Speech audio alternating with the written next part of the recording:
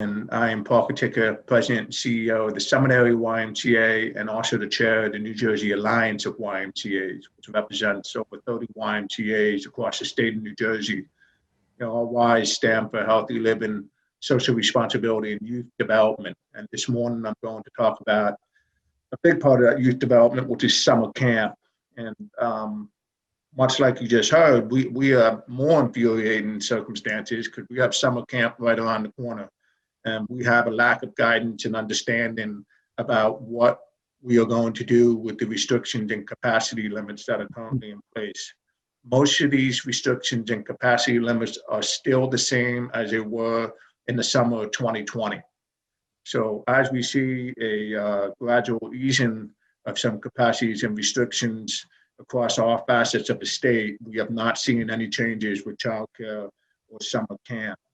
We have the same busing restrictions, as you just heard, which is financially unsustainable. We have cohort restrictions, which essentially means that children cannot intermingle once they're together for the start of the day. That is also financially unsustainable from a staffing perspective, and certainly not healthy for the children as far as their social and emotional learning.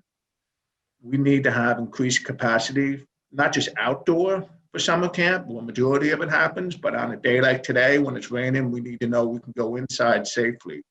We have worked very closely, and we're proud to work with the American Camp Association, with officials from the governor's office on standards, everything from aquatics to childcare to camp, and we're doing that currently.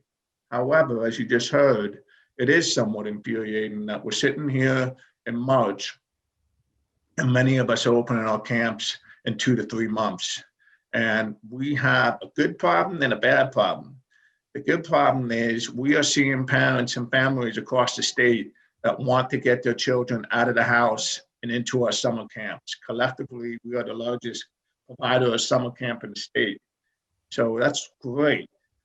The bad news is we're basically at 50% of what we normally are able to provide for our children.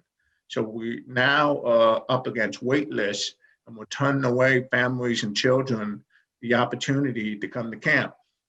And obviously the domino effect of that is parents can't get back to work, and parents can't do what they need to do this summer because their children have nowhere to go.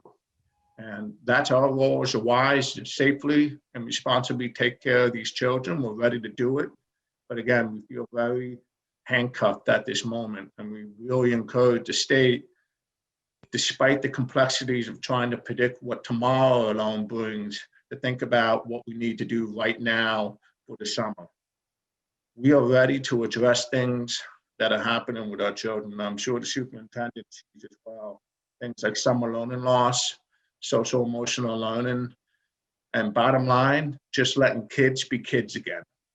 It's so important to get these kids out of the house and have that summer camp or that sport camp experience that is definitely healthy for them, and will start to bring some normalcy back to their lives.